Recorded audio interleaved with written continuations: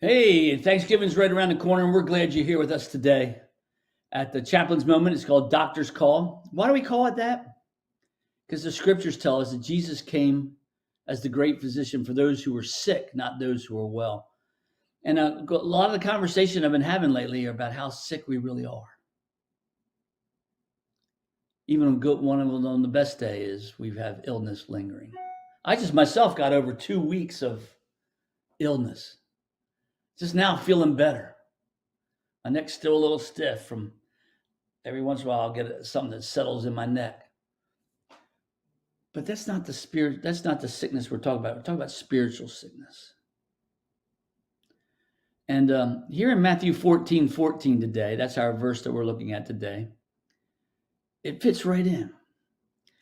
We looked at Matthew 14:13 last week, where Jesus went out on a boat after John the Baptist was beheaded to be alone, to be refreshed, to be renewed.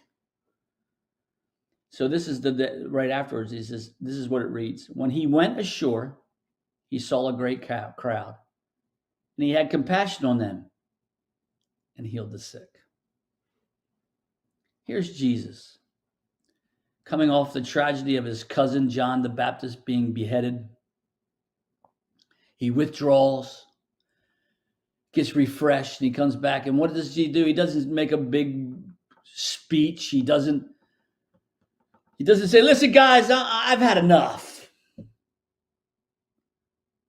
He doesn't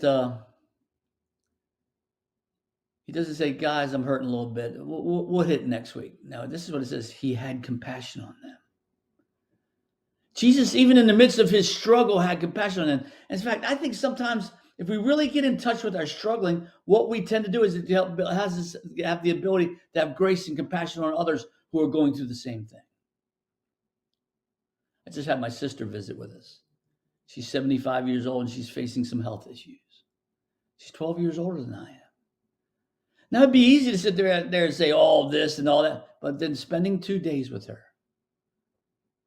brought a lot of compassion and grace my way on her, because she's an elderly lady now with health issues. Sometimes we try so hard to get away from things, and yet what they do is they build compassion, grace, humility in us. And there's nothing wrong with that. So Jesus had compassion on him, and he healed the sick. Jesus didn't have to heal the sick. You understand that Jesus came to this earth to die upon the cross for the forgiveness of sins. For you, for me. He didn't have to. Healing the sick would not have verified he was the King of Kings and Lord of Lords. He healed the sick because he was constantly having compassion. This gives us something else. Not only are we to have compassion even in our suffering, we're to have our heads up looking for those who might need a healing touch. Maybe need a shoulder to cry on. Maybe need some encouraging words.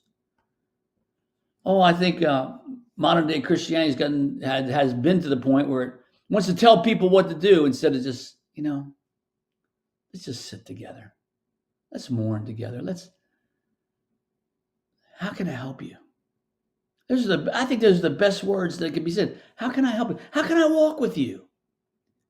I think that's more. I have found that people who are suffering more than anything just need someone to talk to, and they get healed. What if Christians, believers in Jesus Christ, became people who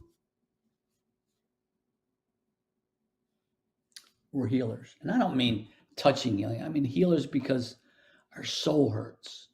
Our emotions are torn. That'd be awesome, would it not? That Christians aren't known by, that guy's going to hit me over the head with the Bible. But yeah, he walked with me. He did what Jesus did. He talked with me. He encouraged me. It says in Hebrews to encourage one another daily. Why? Encourage one another every day. Why? Because this world has enough discouragement in it. That's healing, is to be an encourager. That's what Jesus did. He didn't make excuses. He didn't take a break. He already had a break. After being renewed with the Father, he comes. He has compassion on them, and he heals them. That's our Savior. That's Jesus. Hey, thanks for being with me. We're going to skip a couple verses for next week. we're going to be looking at Matthew 14, 26 through 27, where Jesus is walking with the disciples, and they were afraid. So really good verses. So we'll talk about it next week. Hey, thanks for joining me this week. See you next week.